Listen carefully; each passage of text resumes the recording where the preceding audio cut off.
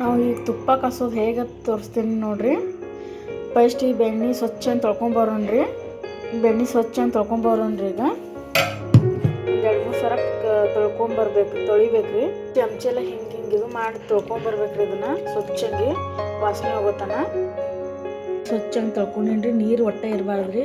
ಇದು ಒಲೆ ಮ್ಯಾಗ ಇಡ್ಬೇಕ್ರಿ. ಹಿಂಗೆ ಫುಲ್ಲು ಸಣ್ಣ ಇರ್ಬೇಕ್ರಿ. ಇದು ತುಪ್ಪ ಕಾಯಿಸ್ಬೇಕಂದ್ರೆ 2 ಎಲೆ 2 ಏಲಕ್ಕಿ ಇರ್ಬೇಕು. ಇಲ್ಲಕ್ಕ ಎಲ್ಲ ಫುಲ್ಲು ಕುದಿಬೇಕ್ರಿ. ಅದು ಸ್ವಲ್ಪ ಮೆಂತ್ಯ ಬೀಜ ಹಾಕೊಳ್ಳೋದ್ರಿ. ಇದ್ರೊಳಗೆ 3 ಏಲಕ್ಕಿ ಸಣ್ಣಾಗಿ ಕುಟ್ಟು ಹಾಕೊಳ್ಳೋದ್ರಿ.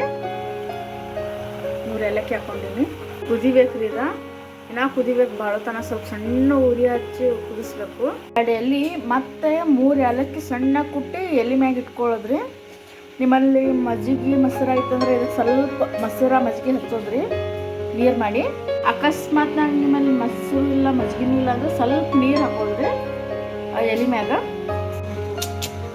1 ಸ್ಪೂನ್ ನೀರು ಹಾಕಿ ಇದನ್ನ ತೋರಿಸ್ಕೋಬೇಕ್ರಿ. ಎಲೆ ಇದೆಲ್ಲ ಫುಲ್ ಬಂದಾಗಬೇಕ್ರಿ. ಅವಾಗ ಅದು ಎಲೆ ಹಾಕೊಳ್ಳೋದು ಫುಲ್ ಬಂದಾಗಬೇಕ್ರಿ. ಈಗ ಹಾಲಾಕತ್ತೈತಿ. ಕುದಿಯೋದೆಲ್ಲ ಬಂದಾಗಬೇಕು. ಅವಾಗ ಎಲೆ ಇದು ಹಾಕಬೇಕು. ಸ್ಟೋವ್ ಬಂದ್ ಮಾಡ್ಬೇಕ್ರಿ. ಈಗ ಇನ್ನು ಹಾಕ್ಬೇಕ್ರಿ ಎಲೆ ಎಲ್ಲ. ಎಲೆ ಹಾಕಿಂದ ಈಗ ಇನ್ನು ಮುಚ್ಚಿಬಿಡೋದ್ರಿ. ಆಗ್ತೈತಿ. ಈ ರೆಸಿಪಿ ನಿಮ್ಗೆ ತುಪ್ಪದ ರೆಸಿಪಿ ಇಷ್ಟ ಆಯ್ತಂದ್ರೆ ನನ್ನ ಚಾನಲ್ ಸಬ್ಸ್ಕ್ರೈಬ್ ಮಾಡಿರಿ. ಹಾಗೆ ನನ್ನ ಚಾನಲ್ ಸಪೋರ್ಟ್ ಮಾಡಿರಿ, ಲೈಕ್ ಮಾಡಿರಿ. Thank you.